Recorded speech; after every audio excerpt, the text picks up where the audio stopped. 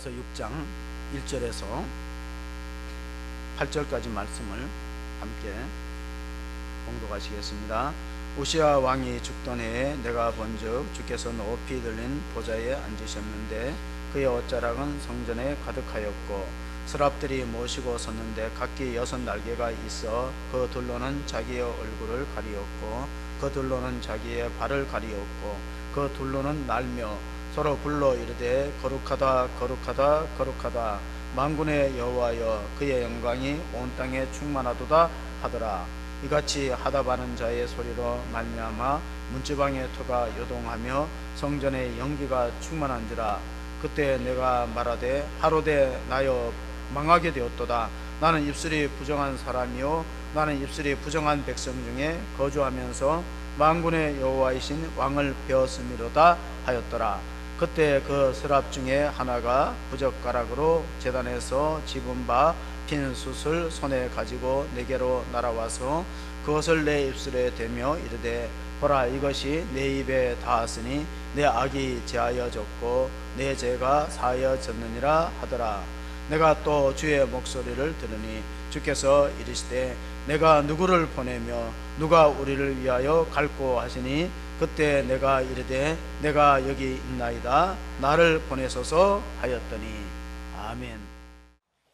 지난 10일 스웨덴 할림원에서는 2019년도 노벨 문학상 수상자를 발표했는데 올해는 2명이 선정됐습니다. 왜냐하면 지난 2018년도 미투 사건으로 노벨 문학상 수상자를 내지 못했기 때문에 올해는 오스트리아 남성 또 폴란드 여성 2명이 선정되었습니다. 1974년도에 2명 선정된 이후 45년 만의 일입니다. 상금은 둘 다 동일하게 줍니다. 노벨 상금 얼마나 될 것 같습니까? 10억이 넘어요. 10억 8,500만 원과 수상 메달을 두 사람한테 동일하게 주게 되어 있습니다. 우리 이 땅에서 노벨상이 없어도 우리는 무엇을 바라보고 신앙생활 합니까? 하늘의 상, 멸류관을 바라보고 신앙생활하는 줄 믿습니다. 조지 버나드 소라는 영국 극작가가 오래전에 노벨 문학상을 받았습니다. 그가 죽기 전에 자기가 죽으면 묘비에다가 이런 글을 써달라 미리 부탁을 했다고 합니다. 그러면 조지 버나드 소의 묘비용에는 어떤 글귀가 적혀 있을까요? 물론 영어로 썼겠죠. 조지 버나드 소. 자기가 살아있을 때 이렇게 써달라 그랬어요. 우물쭈물하다가 내 이럴 줄 알았지. 이게 그 내용이에요. 우물쭈물하다가 내 이럴 줄 알았지. 물론 그게 조금 오역이라는 이야기도 있지만 어쨌든 목표를 향해서 허송세월하지 말고 달려가라는 뜻입니다. 자,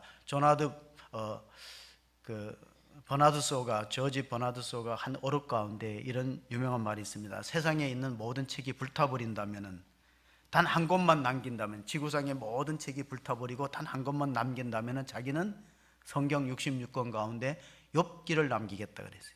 욥기가 왜 중요한 책입니까? 욥기는 의인의 고난에 대해서 그런 주제로 썼습니다. 왜 이 세상에는 착하고 의로운 사람들이 고생하는가? 하나님이 살아계신다면 왜 이렇게 이 땅에 불의하고 악이 득세하고 불합리한 일이 생기느냐는 주제를 썼던 것이 욥기입니다. 욥기 8장 7절에 보면 욥에 대한 말씀이 이렇게 기록되어 있습니다. 같이 봅니다. 내 시작은 미약하였으나 내 나중은 심히 장대하리라. 이것을 줄이면 심히 나창이 됩니다. 뭐라고요? 시작은 미약하나 나중은 장대된다. 심히 나창. 말이 됩니까? 이상합니까? 반대말이 뭘까? 용두사미. 처음에는 용처럼 시작했는데 나중에는 뱀처럼 줄어들었다. 그 우리들의 신앙생활 어떻습니까? 처음에는 아주 막 은혜 받고 열심히 하는데 시간이 지날수록 믿음이 약해지고 영적으로 또 공고한 가운데 있는 건 아닌가? 아니면 시작은 미약한데 나중은 창대한가? 우리가 어떻게 신앙생활을 옆 사람한테 심히 나창하세요 하고 한번 격려해 주세요. 심히 나창. 시작은 미약하나 나중은 창대되는 복이 있기를 바랍니다. 공자는 나이 50이 되면 지천명이라고 그랬어요. 무슨 뜻이냐면은 나이가 50이 되면은 이런 생각을 가져야 된다는 거예요.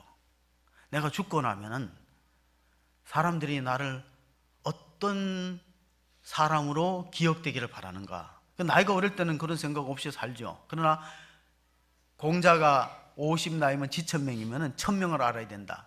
이 말은 좀 쉽게 얘기하면 내가 죽으면 우리 자식이나 우리 이웃 사람들이나 우리 교인들이 나를 어떤 사람으로 기억하기를 원하는가.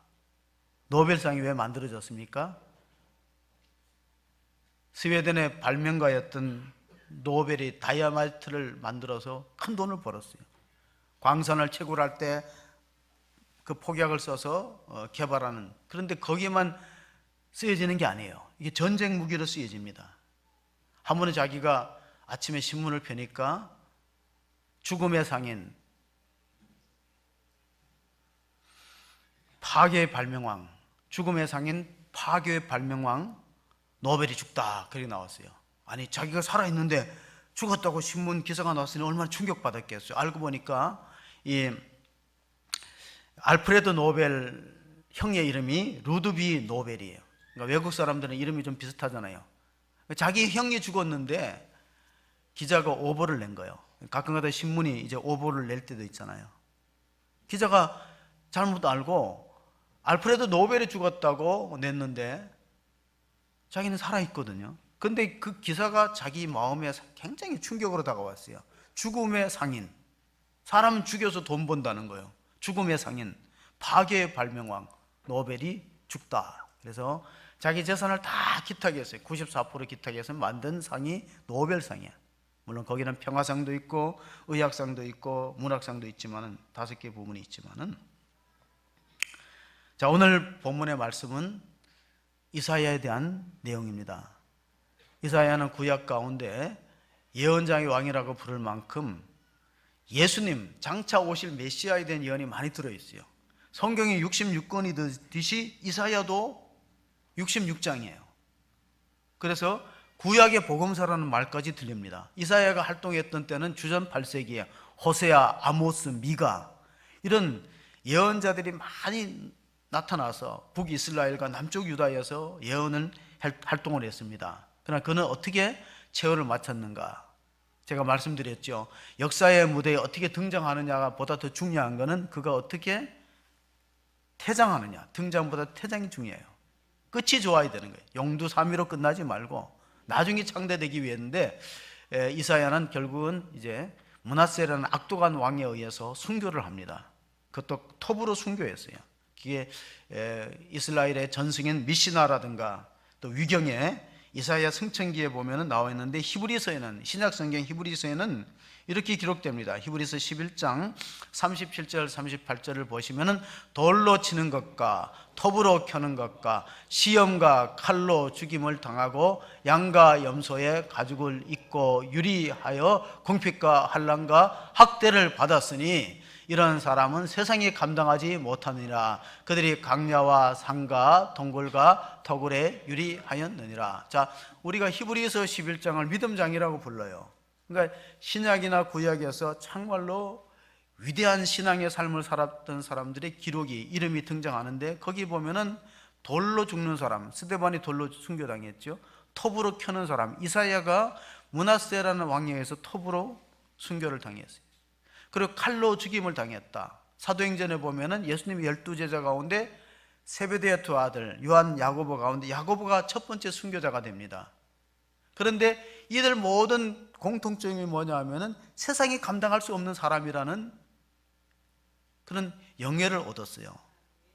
여러분은 세상이 감당할 수 있는 사람입니까? 세상, 여러분을 바라보고 세상 사람들이 아, 저 사람은 감당이 안 돼, 그런 사람입니까? 그러니까 세상에 감당이 안 되는 사람이 특징이 있는데, 그게 뭐냐면 사명에 붙들려 살아요. 저 사람 뭔가 사명에 사로잡혀 살아요. 세상에 감당할 수 없는 사람의 특징은 소유를 초월해요. 돈의 영향을 받지 않아요. 돈을 초월해 갖고 돈으로 매수할 수 없는 사람이어야 돼요. 매수할 수 없는 사람, 소유를 초월해 살아. 그리고 세상에 감당할 수 없는 사람의 특징은 뭐냐면 죽음을 두려워하지 않아요. 그러면 여러분은 세상에 감당할 수 있는 사람입니까? 감당할 수 없는 사람입니까? 사명에 붙들려 사느냐? 소유를 초월했느냐? 아니면은 죽음 앞에 신앙이 흔들리느냐? 사도 바울은 아마 세상이 감당할 수 없는 대표적인 사람인데, 사도 바울이 예루살렘에 들어갈 때 체포와 죽음이 기다린다고 했습니다. 사도행전 20장 24절을 보시면은 내가 달려갈 길과 주 예수께 받은 사명 곧 하나님의 은혜의 복음을 증언하는 일을 마치려 하면은 나의 생명조차 조금도 귀한 것으로 여기지 아니하노라. 자, 바울은 사명에 사로잡혔어요. 그리고 바울은 죽음을 두려워하지 않았어요. 바울은 돈으로 어찌할 수 없는 사람이에요. 돈과 권력에 의해서 절대로 흔들리는 사람이 아니었어요. 세상이 감당할 수 없는 사람. 역사는 그런 사람에 대해서 변화를 일으키는데, 오늘 이사야가 하나님께 소명받았어요. 사명이 있다는 것은 그 사명을 잊기 전에 뭐가 있었냐면 부르심이 있어요. 그 부르심을 우리는 소명사건이라고 불러요. 오늘 이사야서 6장 1절에 기록되어 있는데 한번 보시겠습니다. 우시야 왕이 죽던 해에 내가 본즉 주께서 높이 들린 보좌에 앉으셨는데 그의 옷자락은 성전에 가득하였고, 왕이 죽었다는 것은 그 국가의 위기를 뜻하고 있습니다. 1979년도에 10월 26일 날 어떤 사건이 있었어요? 11.15. 그 위기예요. 국가 위기예요. 박정희 대통령은 18년 통치하다가 10월 26일 날 서거했죠. 79년도로 기억하는데. 근데 우시아 왕은 몇 년 통치했냐면 16살의 왕이 돼서 52년 통치했어요. 절대적인 권력을 갖고 있는 우시아 왕, 유다의 10대 왕이 죽었어요. 그러면 살아있는 권력도 임기 후반이 되면 어떤 현상이 일어나냐면 레임덕 현상이 일어나요. 레임덕. 우리나라도 좀 그렇잖아요. 레임덕 뭐냐, 정권 누수 현상이 일어나요. 그 위기의 순간에 이사야 선지자가 성전에서 하나님의 영광을 체험했어요. 하나님 만났어요. 그러므로 우리는 위기는 위험인 동시에 또 다른 기회일 수 있어요. 사랑하는 가족을 잃었다, 위기죠. 그리고 그때 누구를 만나요? 성전에서 하나님 만나는 우시아 왕이 하나님 목격했어요. 하나님. 자, 2절 3절을 연속해서 읽어봅니다. 2절 3절. 자, 서랍들이를 모시고 섰는데 각기 6날개가 있어 그 둘러는 자기의 얼굴을 가리었고 그 둘러는 자기의 발을 가리었고 그 둘러는 날며 서로 불러 이르되 거룩하다 거룩하다 거룩하다 만군의 여호와여 그의 영광이 온 땅에 충만하도다 하더라. 자, 하나님을 만나는 장소가 모세는 호렙산 떨기나무였고 이사야는 성전이었어요. 또 왕이 죽고 나라의 위기가 왔을 때 성전에서 예배드리다가 하나님을 만났어요. 근데 그 서랍들은 천사들이 하나님을 높이고 찬양하며 거룩하다 거룩하다 거룩하다 3번 나옵니다. 그래서 우리가 하나님을 찬양할 때 삼위일체 하나님, 성자, 성부, 성령 하나님을 찬양합니다. 물론 이 삼위일체라는 말이 성경에 나오진 않아요. 초대교부였던 터툴리안이 성부 하나님, 성자 예수님, 성령 하나님은 동일하신 하나님이다, 거룩하다는 말씀이 또 요한계시록에 나옵니다. 자, 이사야서 6장 4절에 보면은 하나님을 만났을 때 나타난 현상이 뭐냐면 문지방의 터가 움직였어요. 하나님이 그 자리에 임재하셨다는 뜻이죠.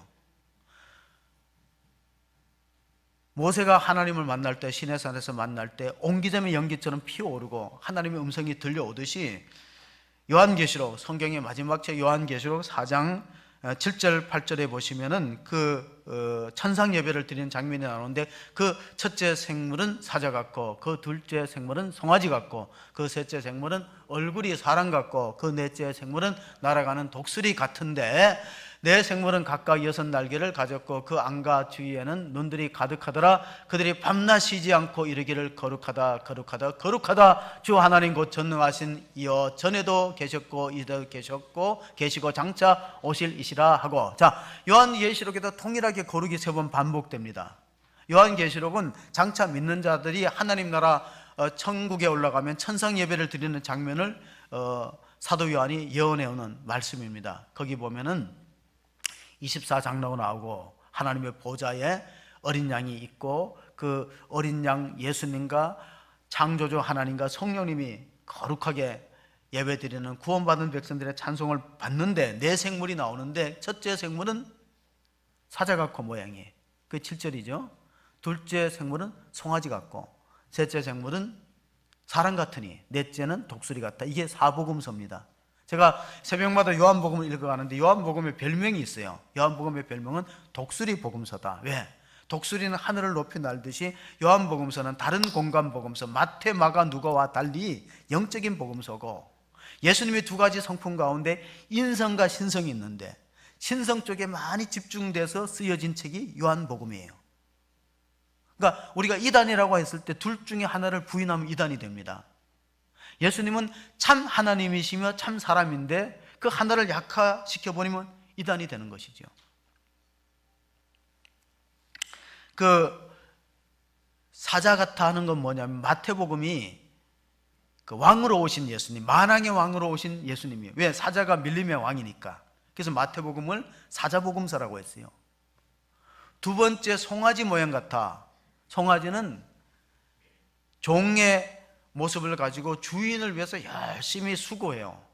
그래서 종으로 오신 예수님, 종으로 오신 예수님. 인자가 온 것은 섬김을 받으려 함이 아니요 섬기려 하고 도리어 자기 목숨을 많은 사람에게 대속물로 주려 하렴이라. 마가복음 10장 45절 종으로 오신 예수님을 기록한 것이 바로 마가복음이다. 그 셋째는 뭐냐? 인자 같으니, 사람 같은 모양. 그래서 누가복음을 보면 인자란 말이 많이 등장해요. 인자가 온 것은 잃어버린 자를 찾아 구원함이라. 인자, 사람 같은 사람의 아들. 그래서 마지막 네 번째 모습이 독수리의 모습이랄 것입니다. 자, 하나님 우리를 만나서 우리를 부르셨기 때문에 우리가 만났죠. 예배라는 건 하나님의 부르심에 응답하는 믿음의 행위예요. 하나님 부르실 때 잘 따라오는 사람이 있나면 잘 안 오는 사람도 있잖아요. 그러니까 하나님의 부르심이 소명인데 그 소명을 좀 쉬운 말로 하면 하나님의 심부름이라고 표현하면 돼요. 하나님의 심부름. 여러분 어릴 때 심부름 많이 잘 하셨어요? 심부름? 네. 선생님이 뭔가 심부름을 시키면 좀 자랑스러운 마음이 안 들었나요? 많은 우리가 초등학교 다닐 때는 한 반에 80명 됐어요. 80명이 넘을 때도 있어요. 콩나물 시루에서 교육을 받았어요. 그런데 선생님이 저를 불러갖고 교무실에 가서 뭘 좀 가져와 이러면은 굉장히 마음에 그 프라이드가 생겨. 많은 학생들 가운데 나를 믿어주는구나, 나를 인정해주구나. 그게 뭐냐면 소명이에요, 소명.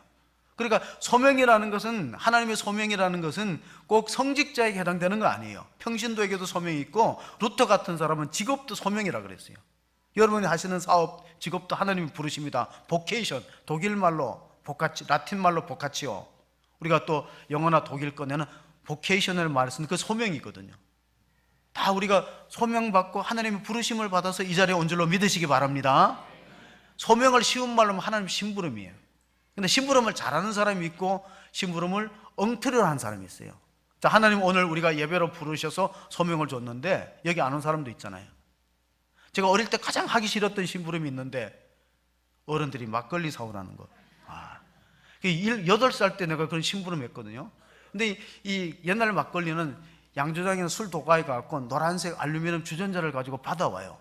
이 나무통, 커다란 나무통에 이게 술이 있어요. 그리고 이게 들고 오다 보면은 자꾸 옆에 이렇게 어린애가 힘도 없는데 여기 이렇게 다리에 부딪히니까 바지가 젖고 냄새가 나고 친구들 만나면 그래 창피해요. 친구들이 딱 보면 알아. 술 심부름 하는 줄 알아. 그래서 저는 그 술 사오라는 게 그렇게 싫더라고요. 그래갖고 기분 나빠서 마셔보냈어요. 마시면 쫄잖아. 맛도 모르고 어른들이 왜 이걸 먹을까 하고 마셨어요. 하나님의 심부름이 소명인데 소명에 충성되게 반응하는 사람이 있는가 하면은 하나님의 심부름을 가볍게 여기고 안 하는 사람들이 있어요. 그러니까 하나님의 부르심을 잘 순종하고 따르면 어떤 복이 있는가? 로마서 8장 28절에는 이런 복이 약속되어 있습니다. 같이 보시겠습니다. 28절부터 보시면 30절까지 하나님을 사랑하는 자, 그 뜻대로 부르심을 입은 자들은 모든 것이 합력하여 선을 이룬다. 그 말씀 있죠. 28절. 그리고 하나님이 미리 아신 자들로 그들의 아들의 형상을 본받기 위해서 미리 정하셨으니 이는 그로 많은 형제들 중에서 맏아들이 되게 하려 함이라. 30절은 중요합니다. 또 미리 정하신 자들을 부르시고 부르신 자들을 의롭다 하시고 의롭다 하신 자들을 영화롭게 했다. 이 말은 뭐냐? 우리가 구원의 과정을 말하는 거예요. 그러니까 모든 구원받은 사람은 하나님이 부르셔서 구원에 참여시키는 거예요. 부르심이 있어요. 그 다음에 부르심이 있으면 그 다음에 의롭다 하심이 있고, 루터는 이것을 신학적으로 이신칭의라, 이신득의라는 표현을 썼어요. 믿음으로 의로워진다. 우리의 노력과 행위가 아니고 우리가 예수님을 구주로 믿음으로 의로워지고, 그런데 그것이 끝이 아니에요. 장차 우리를 영화롭게 하는 그 과정 속에는 무엇이 들어있나 하면은 성화의 과정이 들어있습니다. 거룩해지는 거. 만약에 우리가 믿음으로 말미암아 구원받아서 바로 왜 하나님이 우리를 천국으로 안 불렀을까 하는 의문을 가져보신 적은 없습니까? 성경에 그게 나와 있어요. 왜냐하면 우리가 죄로 말미암아 하나님의 형성을 잃어버렸어요. 그럼 우리가 신앙생활은 그 잃었던 하나님의 형성을 회복하면서 맏아들 되시는 예수님을 닮아가는, 그 닮아가는 구원의 과정을 하나님 남겨놓으셨어요. 그걸 성화라고 부르는 것이죠. 거룩해지는 과정. 물론 사람에 따라서는 차이가 있어요. 구약 성경에 보면은 요셉은 비교적 성화의 과정이 짧았어요. 13년, 17살에 애굽에 종으로 팔려가서 30살에 총리가 되고. 근데 야곱은 성화의 과정이 깁니다. 적어도 20년이 넘어요. 왜? 야곱은 자아중심적인 사람이었어요. 자아가 강한 사람, 자기 고집과 아집이 있는 사람은 성화의 과정이 훨씬 길어요. 어떤 그 시에 보면 이런 시가 있어요. 가장 먼저 피었다고 너만이 꽃이라고 아무도 그렇게 말하지 않는다. 가장 늦게 피었다고 너는 꽃이 아니라고 누구도 그렇게 생각하지는 않는다. 우리는 다 서로 꽃피는 날이 다를 뿐. 먼저 피었다고 꽃이고 나중에 피었다고 꽃이 아니지 않은 것은 아닌 것처럼, 좀 말이 이상하지만은, 예. 잘 새겨 들으세요. 자, 꽃은 먼저 피는 꽃이 있고 나중에 피는 꽃이 있듯이 성화가 빨리 되는 사람이 있고 성화가 더딘 사람이 있다는 거예요. 우리 한국 사회는 지금 상당한 혼란 속에 있습니다. 그런데 앞으로 더 혼란스러운 것 중에 하나가 차별금지법이 통과되면 어떤 일이 있을까? 여러분, 거룩하다는 것은 구별되었다는 것이에요. 구별되었다는 거. 근데 이제 차별금지법이 통과되면 구별을 인정하지 않아요. 다 평준화, 독특성을 인정하지 않아요. 그렇게 되면 동성애법도 그 안에 들어가는 거예요. 차별금지법 안에 동성애도 들어가고 다 들어갑니다. 지금 노르웨이의 어떤 부부가 아이에게 동성애는 성경적으로 잘못됐다고 가르쳤다고 양육권을 박탈당했어요. 이게 유럽에서 일어난 일이에요. 동성애를 자기 자식한테 이건 성경적으로 잘못됐다고 가르쳤는데 그게 드러나갖고 자녀 양육권을 박탈당했어요. 노방전도할 때 고발당해서 체포됩니다. 왜 그러냐면은 이 차별금지법이 통과되면은 이단이라고 함부로 정죄하지도 못하고, 그리고 모든 종교적인 평등화가 이루어져요. 절대적인 진리가 없는 거예요. 그게 차별금지법입니다. 그러니까 성경에 나타난 하나님은 거룩하다는 것은 유니크하고 독특하고 세상과 구별되어 있고 성경적 절대 권위를 인정해야만 교회가 설 수 있는데, 이제 차별금지법이 경기도에도 통과되려고 하고 하면은 종교적인 다원주의가 들어오는 거예요. 포스트 모더니즘. 자, 미국의 팝의 여왕이라는 마돈나가 이런 말을 했어요. 마돈나가 나는 회당에서도 배우고 유대교회 가서 회당에서도 배우고 힌두교도 배운다.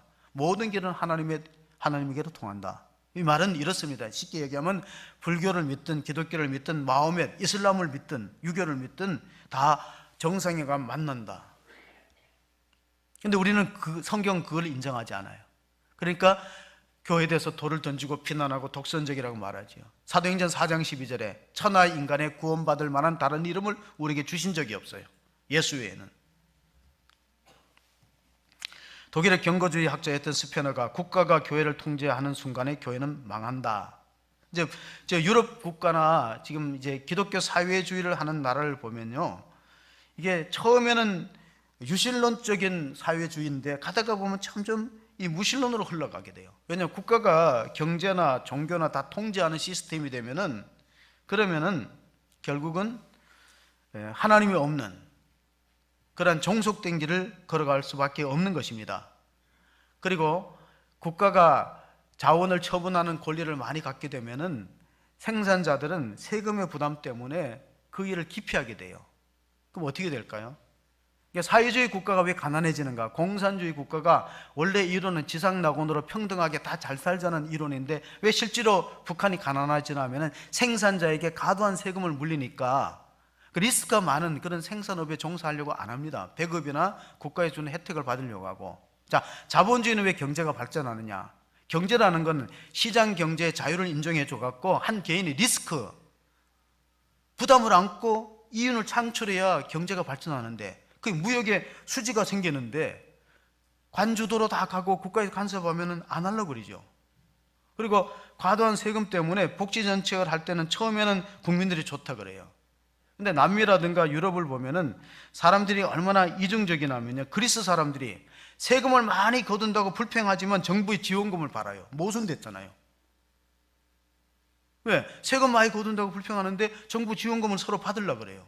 그러다 보니까 정치가 어떻게 흘러가냐면 포퓰리즘, 백성들의 표를 사는 쪽으로 흘러가다 보니까 무역 수지가 계속 적자가 되고 경제가 만성적으로 쇠퇴하게 됩니다. 보나 안 보나 그 길로 갈 수밖에 없어요. 그러니까 우리는 지금 기로에 서 있는 겁니다.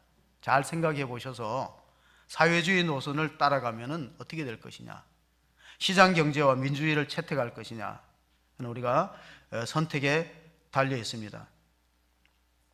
근데 우리 정치하는 사람들이 강남 좌파라는 말을 많이 해요. 근데 강남 좌파라는 말 생기는 거 왜 생기냐면 생활은 자본주의적으로 하고 부패하고 타락했는데 이론은 사회주의 이론을 내니까 모순된 거예요. 위선적이고 모순된 거예요. 그건 있을 수 없는 얘기죠. 왜냐하면 기독교하고 사회주의는 같이 갈 수가 없어요. 공산주의하고는.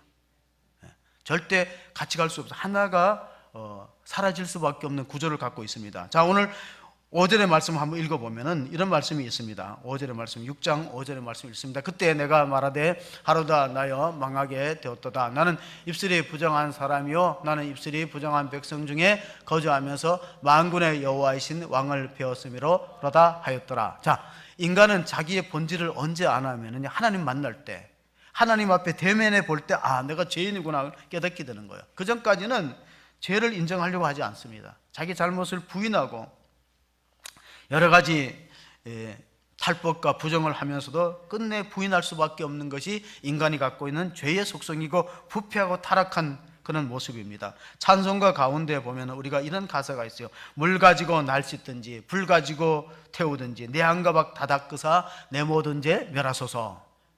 성령 받고 자신의 실상을 안다면 하나님 앞에 자기 죄를 인정하고, 누가복음 5장 8절에 베드로가 예수님 앞에 무릎을 꿇고 주님 나를 떠나소서 나는 죄인으로서이다 고백합니다. 지난 우리가 9일날이 한글날인데요, 오래전에 MBC 방송에서 특집을 했어요. 그 특집 프로의 제목이 뭐냐면 말의 힘이에요.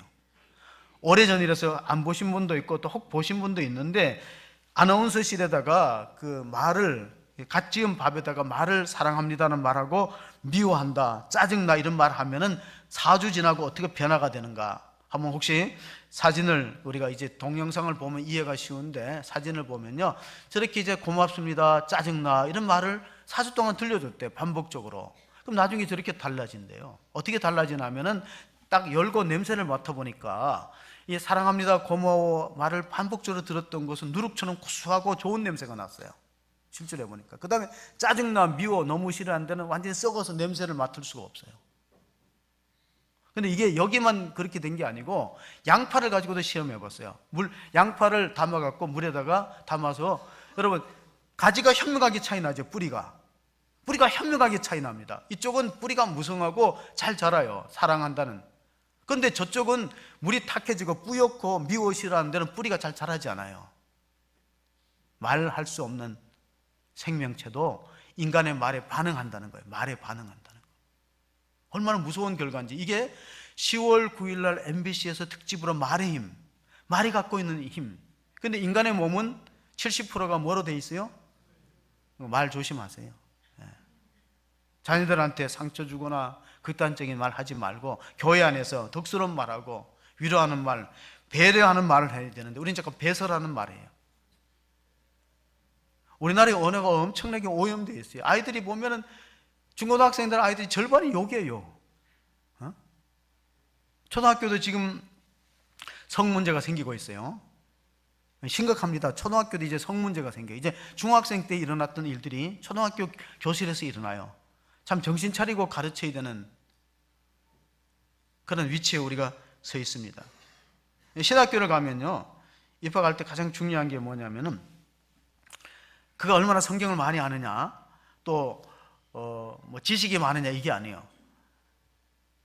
신학교에 들어가는 입학의 기준은 엄밀하게 말하면 소명감입니다. sense of calling, 영어로 쓰면 그래. sense of calling, 소명감, 소명 체험이 있는가. 왜냐하면 하나님은 지원병을 쓰지 않아요. 차철병을 써요. 부름을 받은 사람에게 사명을 주는 거예요. 이사야가 부름을 받고 모세가 호렙산에 부름을 받고, 이 부름 받았다는 거, 이 콜링. 자, 콜링이 있으면 그 다음에 뭐가 있냐면 미션이 있는 거예요. 사명. 부르심이 있은 다음에 보내심이 있죠. 부르심과 보내심, 들숨과 날숨. 자, 교회를 가리켜서 뭐라 그러냐면은 에클레시아, 부름받은 자들의 공동체. 여러분 하나님으로부터 부름받아서 모여있다는 사실을 믿으시기 바랍니다. 부르지 않으면 올 수가 없어요. 불러야 돼. 하나님 불러서. 그러면 부르는 거로 끝나는 게 아니에요. 불렀으니까 우리가 여기 안에서 우리가 즐겁게 교제하고 만족하고 여기로 그치자 그러면은 이거는 하나님의 뜻을 절반밖에 이해 못하는 거예요. 부르심이 있으면 그 다음에 뭐가 있어요? 보내심이 있는 거예요. 그게 사명이고 미션이에요. 보내심. 부르심과 보내심. 그래서 사도를 가리켜서 아포스톨로스, 보냄받은 자라는 거예요. 예수님도 3년 공생의 12제자를 훈련시켰잖아요. 그 제자는 배우는 사람이거든요. 근데 예수님의 의중에는 제자로 끝나는 게 아니에요. 자, 질문을 드려본다. 예수님은 12제자를 훈련해서 결국은 그들을 통해서 제자로 머물러 있기를 바라지 않고 무엇이 되기를 원했어요? 제자로 머물러 있지 않고 무엇이 되는 비전을 갖고 있냐면 사도가 되는 비전이에요. 사도가 보냄받은 자예요. 아포스톨로스. 자, 사도 바울의 예를 들어봅시다. 처음에는 이제 하나님 불렀어요. 사도행전 9장 4절에 보면 하나님이 사울을 불렀어요. 땅에 엎드려져서 들음에 소리가 있어 이르시되 사울아 사울아 내가 어찌하여 나를 박해하느냐 하시거든. 이거는 부르심이에요. 오늘 우리가 설교 제목이 거룩한 부르심인데 먼저 부르심이 있어야 돼요. 그 다음에 불렀다 해서 끝나는 게 아니에요. 사도행전 26장 16절에 보면 이런 말씀이 있어요. 일어나 너의 발로 서라. 내가 내게 나타난 것은 곧 내가 나를 본 일과 장차 내가 내게 나타날 일에 너로 종과 증인을 삼으려 함이니. 그 한국교회가 하나님이 부르시면 잘 응답하는데 보내시면 반응하지 않아요. 세상 가운데 보내도 그냥 믿는 자로서 증인되는 사명 감당하지 못하고 그냥 세상 사람들과 동화되어 살고 있지 않는지, 그 거룩함을 그들에게 보여주는지를 질문해 보셔야 됩니다. 어느 동물원에서 있었대요. 하루는 새끼 낙타가 어미 낙타한테 질문을 하는 거예요. 엄마 우리는 왜 이렇게 커다란 큰 발톱이 3개나 있어? 그랬더니 어미 낙타가 설명해 줍니다. 야, 그거는 우리가 사막을 걸을 때 발이 모래에 빠지지 않기 위해서 발톱이 3개나 있는 거야, 커다란 게. 그랬더니 그 다음에는 그럼 엄마 우리가 왜 눈썹이 다른 데 비해서, 다른 동물에 비해서 길어? 다른 친구들에 비해서 눈썹이 길다는 거예요, 낙타가.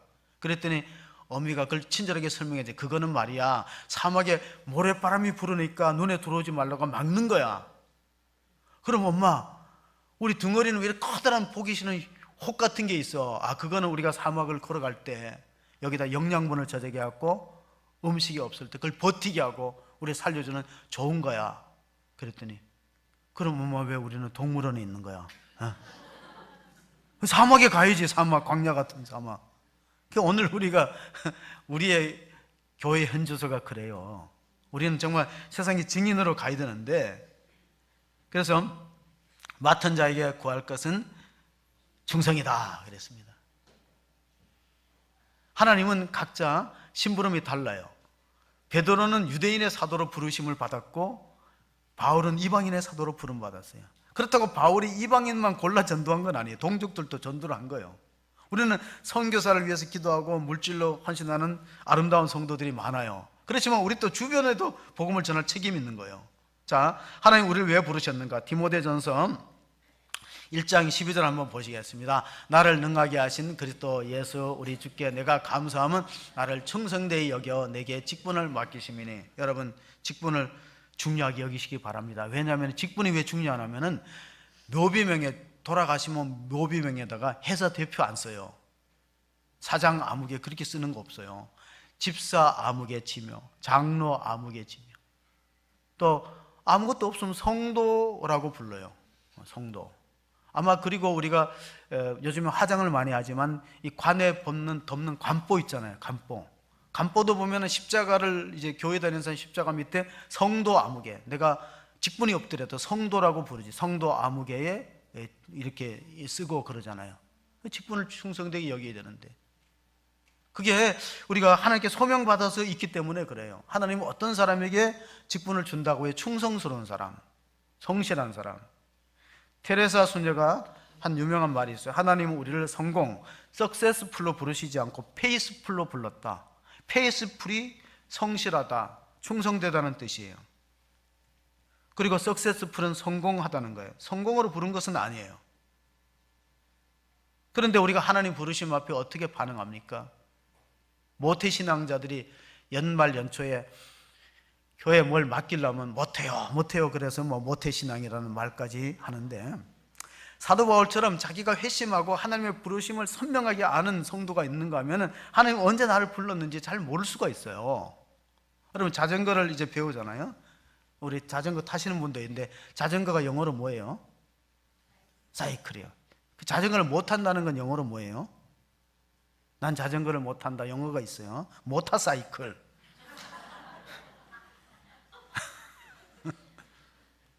네, 영어가 그렇게 어려운 건 아닌 것 같아. 그냥 사이클이 자전거고, 자전거 못 타는 거는 모터사이클이고, 영어가 생각보다 쉬워요. 하나님 우리를 부르심을 보라. 고린도전서 2장 거기 보면은 하나님 우리를 부르실 때 문벌 있거나 어떤 나보다 뛰어나서 부른 게 아니에요. 우리의 마음 중심을 보고 부르시기 때문에 부름받은 자들이 결합되어 있는 상태를 교회라 그러는 거예요. 교회는 모임이거든요. 근데 하나님이 부르시고 후회함이 없다. 로마서 11장 29절에 보면 하나님의 은사와 부르시면 후회함이 없다 그랬어요. 이 소명 콜에 대해서 전문적으로 쓴 사람이 세계적인 변증가였던 오스 기니스, 책 제목이 더 콜입니다. 그가 소명을 이렇게 정의를 내렸습니다. 소명이란 하나님이 우리를 그분께로 부르셨기 때문에 이게 중요해요. 그러니까 소명이라는 건 누가 부르느냐예요. 선생님이 부르느냐, 아니면 군대의 지휘관이 부르느냐, 아니면 부모님이 부르느냐. 근데 여러분 누가 불렀다고? 전능하신 하나님이 불렀어요. 그러니까 하나님이 부르시면 부름 받는 자들의 운명은 누가 책임지냐면 하나님이 책임지는 걸 믿으시기 바랍니다. 하나님의 부르신 자들은 합력하여 선을 이룬다는 것이 그 약속이에요. 부른 자들의 인생은 하나님 책임지기 때문에 우리의 존재 전체, 우리의 행위 전체, 우리의 소유 전체가 특별한 헌신과 역동성으로 그분의 소환에 응답하는 걸 소명이라고 불러요. 그러니까 다 우리가 죽고 나면은 딱 이제 판결이 두 가지 나와요. 마태복음 25장 달란트 비유처럼 착하고 충성된 종아, 너가 적은 일에 충성했으니 큰 것을 맡기리라. 하늘의 상급과 면류관의 주인공이 되는 거예요. 그 다음에 반대가 있어요. 악하고 게으른 종아, 하나님의 부르심 앞에 믿음으로 반응하지 못하고 소홀히 여겼다는 것입니다. 디모데후서, 사도 바울의 믿음의 아들 디모데후서 1장 9절에 이런 말씀을 주셨어요. 하나님이 우리를 구원하사 거룩하신 소명으로 부르심은 우리의 행위대로 하심이 아니요 오직 자기의 뜻과 영원 전부터 그리스도 예수 안에서 우리에게 주신 은혜대로 하심이라. 부르심은 은혜인 줄로 믿으시기 바랍니다. 왜 나를 불렀을까? 왜 옆에 있는 친구를 안 부리고 이웃사람하고 나를 불렀을까? 이게 거룩한 부르심이라는 거예요. 부르심이 없이는 절대 교회 올 수 없어요. 왜? 자연이 우리를 부르잖아요. 교회가 우리를 부르기 전에 가을에 단풍과 자연이 부르는 글로 간 사람들 얼마나 많이 있어요. 사도 베드로는 이 가을을 우리가 뭐라고 부르냐면은 독서의 계절이라 불러요. 가을에 사색의 계절이다. 요즘에는 아이들은 사색을 안 하고 검색을 한대요. 사색 대신 검색을 하잖아요. 독서의 계절에 제가 초등학교 때 아직도 잊혀지지 않은 표어가 있어요. 사람이 책을 만들고 책이 사람을 만든다. 여러분, 우리가 말이 중요해요. 말이. 꿈과 말이 중요해요. 무슨 말을 하느냐에 따라서 말이 씨가 되는 거예요. 우리 자녀가 어떤 꿈을 갖고 있느냐, 사람이 꿈을 꾸지만 그 꿈이 그 사람의, 우리 자녀 인생을 이끌어가는 거예요. 우리가 신앙의 목표를 어디다 정하느냐가 참 중요해요. 베드로후서 1장 4절에 보면요, 사도 베드로 이런 말했습니다. 이로써 그 보배롭고 지극히 큰 약속을 우리에게 주사 이 약속으로 말미암아 너희가 정욕 때문에 세상에서 썩어질 것을 피하여 신성한 성품에 참여하는 자가 되게 하려 하셨느니라. 이 전의 성경은, 이 개정 개혁판 전의 성경은 신성한 성품이 아니고 신의 성품이에요. 저는 그 번역이 더 좋아요. 이렇게 되어 있어요. 정욕 때문에 세상에서 썩어질 것을 피하여 신의 성품에 참여하는 자. 거룩함이라는 건 하나님의 성품이에요. 하나님의 속성이에요. 근데 우리 믿는 사람이 그 하나님의 속성에 참여한 걸 하나님 기뻐하시는 거예요. 그러기 위해서 우리가 거룩함을 나타내는 바로미터 측정기가 뭐냐면 인간의 혀예요. 제가 한 몇 주 전에 목감기, 기침이 많이 나서 약을 먹다가 견디다 못해서 병원을 갔어요. 이제 어지간하면 남자들은 병원 가기 싫어하니까 약으로 때우려고 하는데 계속 기침이 나니까 병원에 가니까 그 의사가 뭐 이렇게 청진기를 앞뒤로 재더니만 입을 벌리라 그러더라고. 입을 벌려서 목을 보고 혀를 봐요. 자, 사람의 건강은 목과 혀에서 나타나듯이 신앙생활의 성화, 그 사람이 얼마나 거룩한 사람이냐는 거 언어를 보면 알아요. 언어, 말하는 거, 말에 나타난다는 거예요.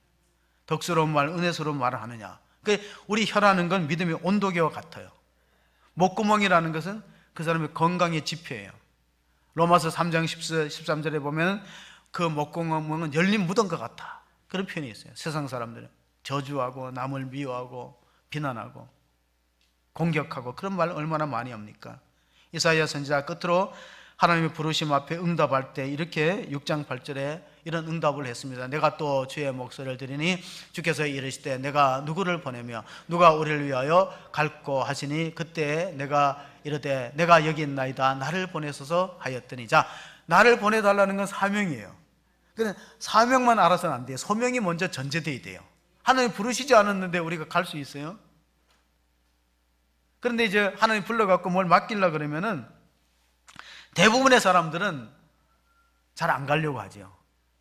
이사야는 정말 하나님 은혜가 너무 크고 하나님 자기 같은 존재를 불러주는 것에 감동해서 내가 가겠습니다 자원하지만은 사람들은 그렇게 하지 않아요. 그래서 이사야서 6장 13절에 보면 그런 사람들의 10분의 1 정도밖에 안 된다. 그 중에 10분의 1이 아직 남아 있을지라도 이것도 항폐하게 될 것이니 밤나무와 상수리나무가 배임을 당하여도 그 그루터기는 남아있는 것 같이 거룩한 씨가 이 땅에 그루터기니라 하시더라. 자, 여기서 거룩한 씨가 성경학자들은 메시아를 뜻한다는 그런 해석도예요.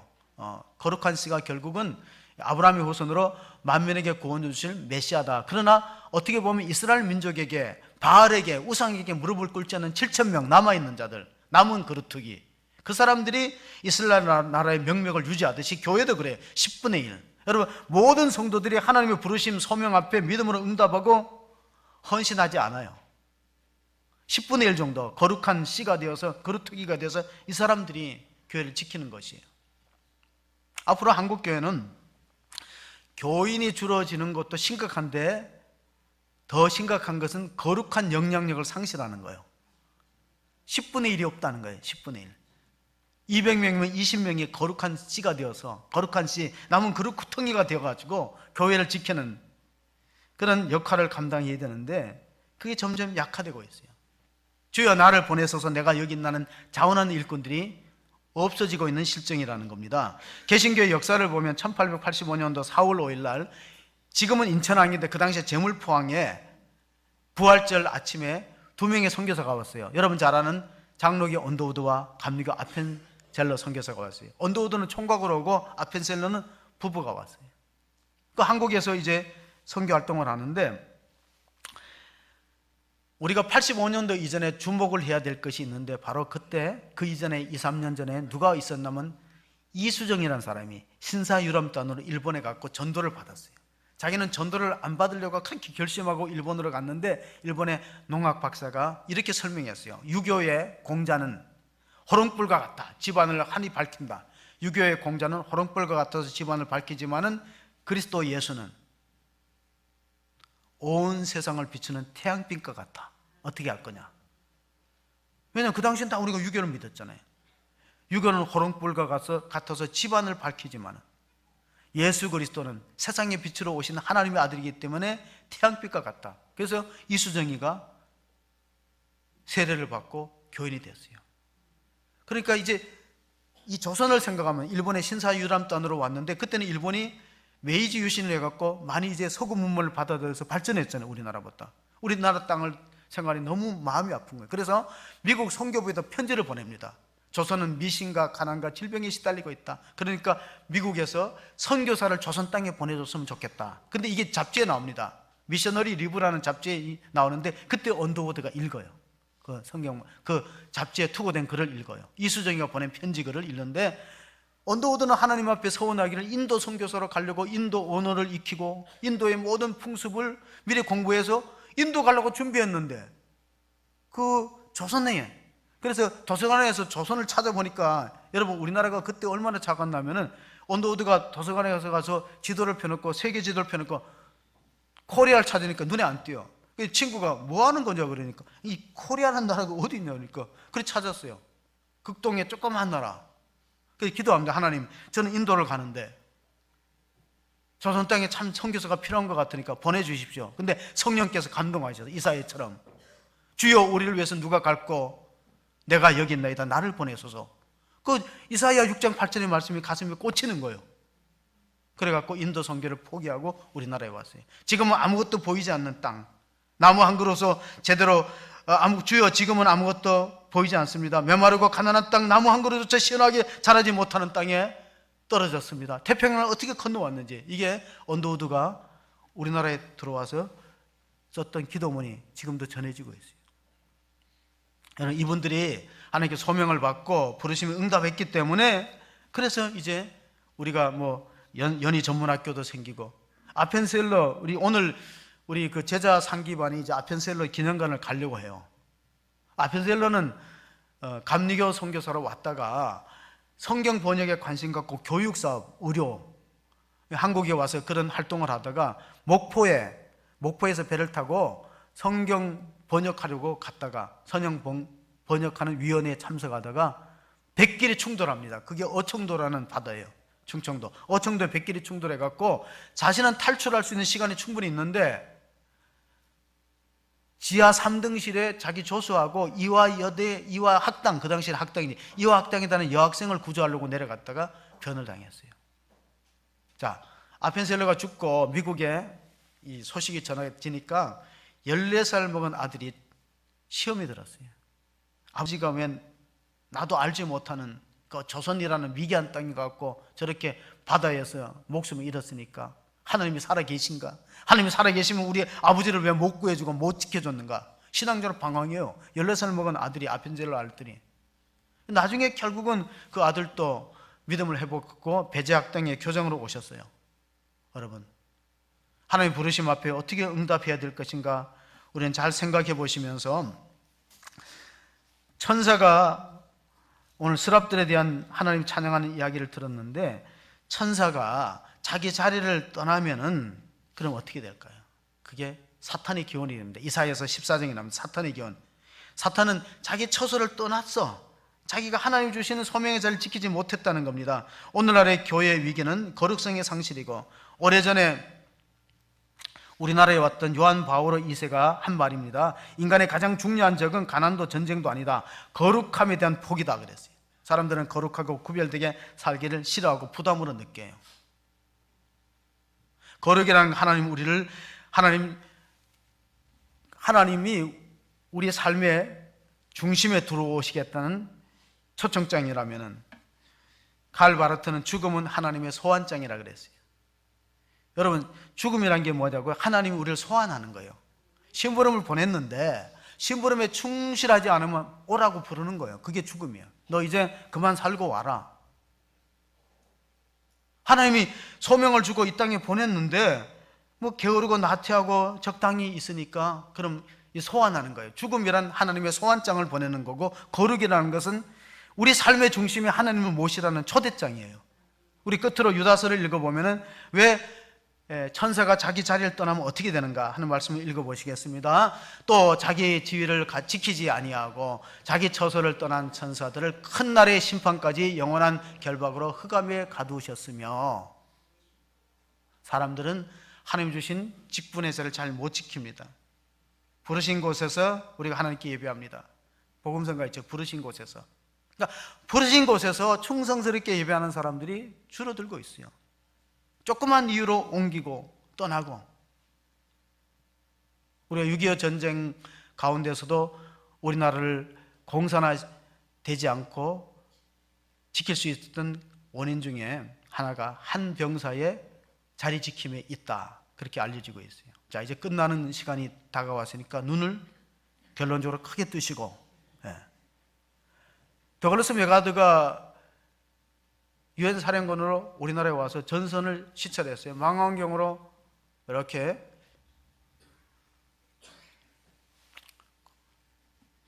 북한이 쳐들어오는 그 현장을 망원경으로 전선을 시찰하다가 이상한 장면이 눈에 들어왔어요. 그래서 부관을 데리고 왔어요. 김종갑이라는 대령을 데리고, 이 사람이 영어를 할 줄 알아요. 김종갑이 영어를 데리고 가자 그래서 갔다 보니까 수도 경비, 그러니까 서울을 지키는 한 병사가 1등 중사가 선체로 자리에서 움직이지 않고 미동도 않고 서 있는 거예요. 그래서 물어봤어요. 통역했죠. 왜 여기 서 있냐 그러니까 직속 상관의 명령이 없고 여기를 지키기 위해서 서 있다는 거예요. 너 여기 적히 있다가 공산당이 쳐들어와서 너 죽으면 어떻게 하냐니까. 죽을지라도, 내 목숨을 잃을지라도 상관의 명령 없이는 이 자리를 떠날 수 없습니다. 번역에서 통역이 됐어요. 그래서 다시 메가다가 물었대요. 다른 병사들도 이런 생각을 하고 있느냐? 예, 그렇습니다. 우리 사병들은 지금 무기도 변변치 않고 적들은 대포와 탱크를 앞세우고 우리를 쳐들어오는데, 물밀듯이 쳐들어오는데 우리에게 탄약과 무기를 주십시오. 우리가 목숨을 걸고 이 땅을 지키겠습니다. 굳굳이 서 있는 그 하사관 중사, 1등 중사의 말에 메가드가 감동을 받고 이 땅은 반드시 지켜야 된다. 이 땅은 어떤 희생을 치르더라도 자유주의를 지켜야 된다. 그래서 동경으로 갔고 미국에다 요청했어요. 연합군을 보내고 미국 병사들, 해병대를 보내라. 한 사람의 자리 지킴이 그렇게 중요해요. 소명받은 저와 여러분이 끝까지 하나님 주시는 사명에 충실하게 믿음으로 반응하는, 하나님의 부르심 앞에 믿음으로 반응하는, 그래서 나중에 착하고 충성된 종이라 인정과 상급을 받는 성도로 쓰임받게 되기를 주의 이름으로 축복합니다. 아멘. 하나님 아버지 감사합니다. 이사야 선지자가 성전에서 하나님의 영광을 목격하고 거룩하다고 하나님을 찬양했습니다. 우리 입술이 하나님 찬양하고 복음을 전하고 남을 격려하고 세우는 복된 입술 되게 도와주시옵소서. 우리 입술이 부정한 중에 하나님의 거룩하심의 영광을 바라보면서 진심으로 회개하는 주의 몸된 교회와 부름받은 성도들이 될 수 있도록 하나님 은혜를 베풀어 주시고, 또한 우리가 우리 각자에게 주신 사명의 자리를 끝까지 지키고 처소를 떠나지 않아 주의 나라의 그루터기 하나님 신앙을 갖고 마지막 거룩한 씨로 하나님 앞에 영광 돌리는 귀한 성도가 다 되게 하여 주시옵소서. 우리 구주 예수 그리스도의 이름으로 기도합나이다. 아멘.